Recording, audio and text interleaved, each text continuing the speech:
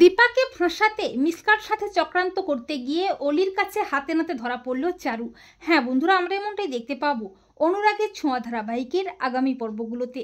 শ্রেয়ান ও তার বাবা অলির কাছে ক্ষমা চাইলে অলি তাদের ক্ষমা করে দেয়। এরপর সাক্ষ্যদীপ আসে রান্নার কম্পিটিশনে দীপাকে নিয়ে যাওয়ার জন্যে, আর অলি দীপাকে ধন্যবাদ জানায় অপরাধীকে শাস্তি দেওয়ার জন্যে। এরপর দীপা কম্পিটিশনে চলে যায়। একটু সময়ের দেরি হওয়ার জন্য দীপাকে কম্পিটিশনে অ্যালাউ না করতে চাইলেও পরে জয়ীর অনুরোধে দীপা কম্পিটিশনে পার্টিসিপেট করতে পারে।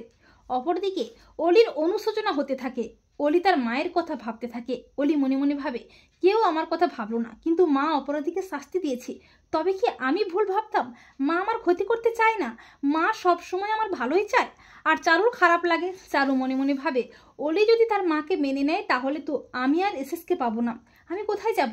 অপরদিকে মিসকা দীপার বদনাম করতে শ্রেয়ানের সাথে চক্রান্ত করতে থাকে। এরপর চারু অনেকটা বিধ্বস্ত হয়ে পড়ে। চারুটা রেস্টুরেন্টে যায়। এরপর চক্রান্ত করতে চারুর কাছে মিসকাও আসে। মিসকা চারুকে বলে, মডেল চারু তাই না? চারু বলে, আপনি কে? মিসকা বলে, আমি তিস্কা রে, আমি তোমাকে চিনি। সামনেই তো তোমার আর ডক্টর সূর্য সেনগুপ্তের বিয়ে তাই না? চারু বলে, হ্যাঁ, কিন্তু আপনি কিভাবে জানলেন? তখন মিসকা বলে, আমি জানি, আমি সব জানি, আর এটাও জানি যে তুমি দীপাকে নিয়ে ভয় পাচ্ছ, রাইট? চারু বলে, হ্যাঁ। মিসকা বলে, কিন্তু দীপা থাকলে তো তুমি আর ডক্টর সূর্য সেনগুপ্তকে পাবে না, তাই তোমাকে একটা কাজ করতে হবে।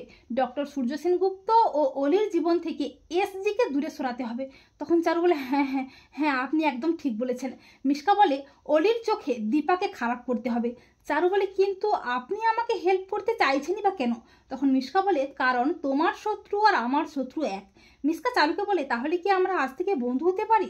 চারু মিসকার সাথে হাত মেলায়, আর ঠিক তখনই অলিও চলে আসে রেস্টুরেন্টে।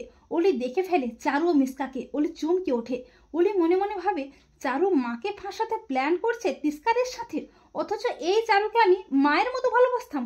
অলি বলে, না যেভাবেই হোক বাবার সাথে চারুর বিয়েটা আটকাতেই হবে। তো বন্ধুরা, তোমরা এটাই চাও তো যে দীপাকে ফাঁসাতে মিসকার সাথে চক্রান্ত করতে গিয়ে যেন অলির কাছে হাতে নাতে ধরা পড়ে চারু? কমেন্ট করে জানাতে ভুলো না কিন্তু তোমাদের মতামতটি।